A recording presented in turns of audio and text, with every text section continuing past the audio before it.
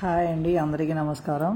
ఈరోజు ఒక variety pickle పెడుతున్నానండి. పనసకాయ నిల్వ పచ్చడి. ఇది పనస ముక్కలను కోసుకున్నామండి. కడిగి కొంచెం బాగా ఎండలో ఒక గంట ఆరపెట్టాను, తడి లేకుండా. వాటిని కొలుసుకుంటే 2 గిన్నెలు అయినాయండి. 2 గిన్నెల మీద ఒక 5-6 ముక్కలు ఎక్కువ ఉన్నాయి. అవండి సుమారుగా 1 కేజీ ఉంటాయండి అవి ముక్కలు. నేను ఒక పావు కేజీ కంటే ఎక్కువ ఆయిల్ తీసుకున్నాను. దీంట్లో ఆయిల్లో ఈ ముక్కలు పచ్చివేనండి, ఏం ఉడకబెట్టాల్సిన అవసరం లేదు. పచ్చి ముక్కల్ని ఆయిల్లో వేసి బ్రౌన్ కలర్ వచ్చే వరకు వేయించాలండి. లైట్ బ్రౌన్ వస్తే సరిపోతుంది. అంటే 70% వరకు కుక్ అయితే చాలు. మనకి కొంచెం ముక్క అట్లా చేతితో నలిపితే మెత్తగా అయ్యే వరకు ఉంచి తీసేసుకోవచ్చండి. తీసి వేయించి పక్కన పెట్టుకోవాలి వాటిని. అట్లా అన్నీ 2-3 సార్లు వేసి వేయించానండి నేను. చూశారు కదా, ఇవి ఎన్నో పోషకాలు ఉన్నాయండి. ఈ చట్నీ చాలా మంచిది, చాలా టేస్టీగా కూడా ఉంటుంది, వెరైటీ ఉంటుంది.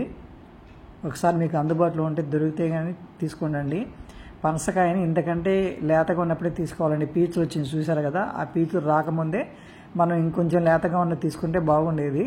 నాకు కొంచెం పెద్ద సైజు కోయడం జరిగింది. తర్వాత వేయించి పక్కన పెట్టిన తర్వాత ఎల్లిపాయలు, ఒక పెద్ద సైజు 4 తీసుకొని పేస్ట్ చేసి పెట్టుకున్నానండి కచ్చాపచ్చాగా. ఆ మిగిలిన ఆయిల్లోనే, వేయించిన ఆయిల్లోనే ఎల్లిపాయల పేస్ట్ వేసి దూరగా వేయించాను. లైట్గా వేయించాలండి.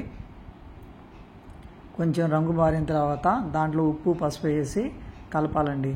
1 టీ స్పూన్ పసుపు వేసాను, 1 పావు కప్పు ఉప్పు వేసానండి. ఉప్పు ఎక్కువ పట్టదు కాబట్టి తక్కువ చూసుకొని వేసుకోవాలా, కావాలంటే మళ్ళీ వేసుకోవచ్చు. దాంట్లోనే కొంచెం చల్లారినాక కారం కలిపాను. దాంట్లో ఆవ పొడి, మెంతి పొడి 1 పావు కప్పు కలిపానండి. ఇవన్నీ బాగా ఈవెన్గా కలిసే వరకు కలపాలి ఆయిల్లో.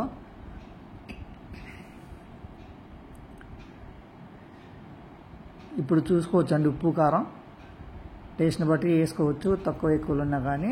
ఇప్పుడు వేయించి పెట్టుకున్న పనస ముక్కలను దాంట్లో వేసి బాగా కలపాలండి. అన్ని ముక్కలకి సమానంగా కారము, ఉప్పు అన్నీ పట్టేటట్టుగా బాగా కలిపి పెట్టుకోవాలి. చూసారు కదా ఎట్లా ఉందో, చూస్తుంటేనే నోరు ఊరుతుంది. మంచి స్మెల్ కూడా వస్తుందండి. ఎల్లిపాయలు, ఆవ పొడి, మెంతి పొడి వేసాం కదా, గుమగుమలాడిపోతుంది. ఇవి బాగా చల్లారనివ్వాలండి. దీంట్లో మనకి పులుపు కోసం చింతపండుతో కొంతమంది పెడతారు, కొంతమంది నిమ్మరసం వేస్తారండి. నేను నిమ్మరసం వేస్తున్నాను. దీన్ని పెట్టి అట్లనే నైట్ అంతా బయట ఉంచానండి, మూత పెట్టేసి. చల్లారిన తర్వాత నిమ్మరసం పోయలేదు అదే రోజు. కొంతమంది అప్పుడే పోస్తారు, కానీ నేను మరుసటి రోజు పోసాను. ఇప్పుడు చూశాను కదా, మరుసటి రోజు ఆయిల్ అంతా పైకి తేలిందండి, బయటకు వచ్చేసి. ఇప్పుడు నేను ఒక 4 నిమ్మకాయలు, పెద్ద సైజు నిమ్మకాయల రసం తీసుకొని దాంట్లో కలిపానండి. కలిపేసి అంతా నీట్గా అంతా కలిసేటి కలిపేసి గాజు సీసాలో స్టోర్ చేసుకోవటమేనండి. ఇది 2 నెలల వరకు, 3 నెలల వరకు ఫ్రిడ్జ్లో అయితే ఎన్ని రోజులైనా కూడా, ఎన్ని నెలలైనా కూడా నిల్వ ఉంటుందండి. చాలా టేస్టీగా ఉంటుంది. ఒకసారి చేసి చూడండి, మీకు కూడా అందుబాటులో దొరికితే. కానీ పనసకాయలు చిన్న సైజు పనసాలు అయితే బాగుంటుందండి, చికెన్ ముక్కల్లా ఉంటాయి. Thank you for watching my video అండి. చూసారు కదా, ఆయిల్ పైకి వచ్చే వరకు పోసుకుంటే ఎన్ని రోజులు నిల్వ ఉంటుందండి. Thank you.